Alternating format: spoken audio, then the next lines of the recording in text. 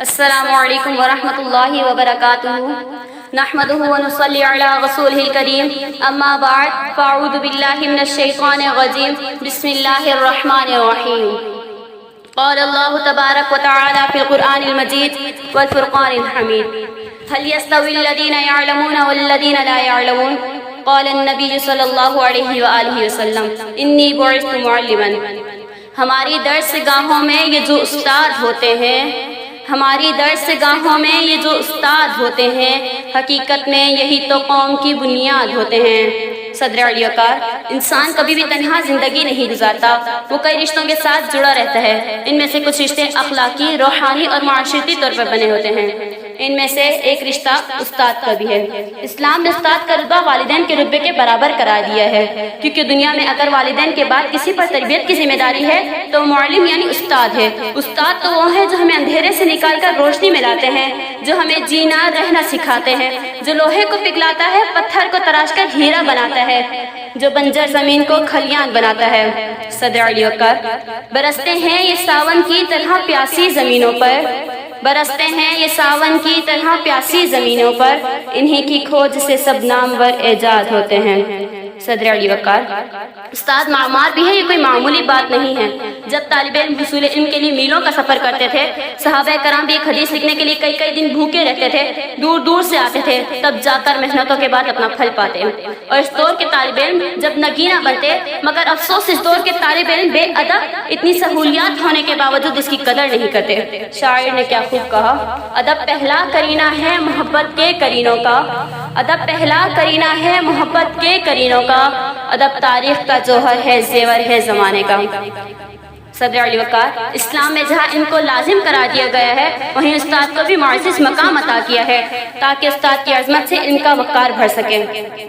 استاد کی اہمیت علم کی بارش کی سی ہے، جو بنجر زمین کو باغ بنا دیتی ہے۔ دنیا میں علم کی قدر تب ممکن ہے جب استاد کو معاشرے میں عزت کا مقام دیا جائے، اور جو استاد کی عزت کرنا جانتے ہیں وہ طالب علم ہمیشہ کامیاب ہوتے ہیں۔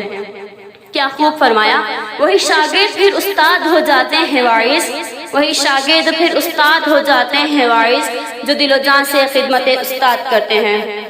استاد چشم بصیرت کو نگاہ بصیرت عطا کرتا ہے۔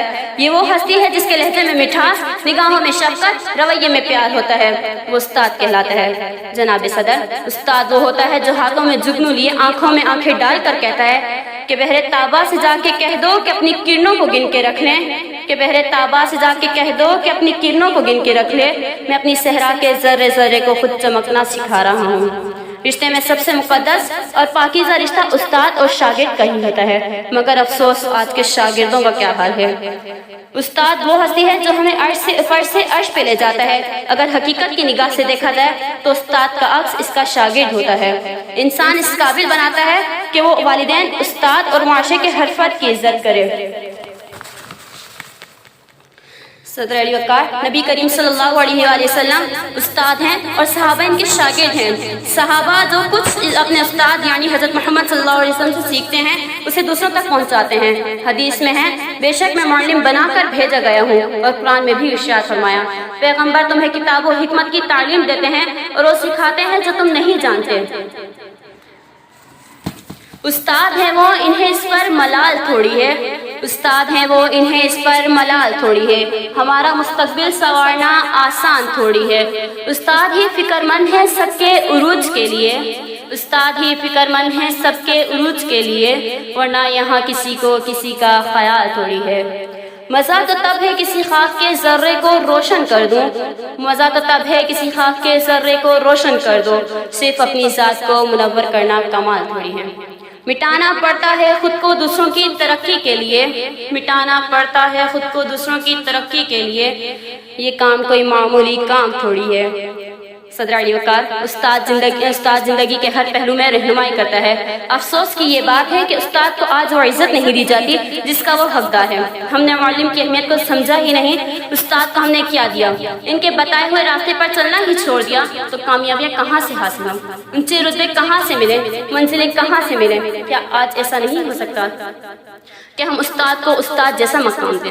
آخر میں شعر سے اختتام کروں گی، تاریخ ہو راہیں تو یہی راہ دکھائیں، تاریخ ہو راہیں تو یہی راہ دکھائیں، اسرار دو عالم سے یہ پردوں کو ہٹائیں، سوئی ہوئی قوموں میں یہ ہمت کو جگائیں، رہبر بھی ہیں ہمدم بھی ہیں یہ غمخوار ہمارے، استاد یہ قوموں کے ہیں معمار ہمارے۔ اللہ میں استاد کی احترام کرنے کا والا بنائے، آمین۔ وآخر الدعوانا الحمدللہ رب العالمین۔ آپ کی سماعتوں کا شکریہ۔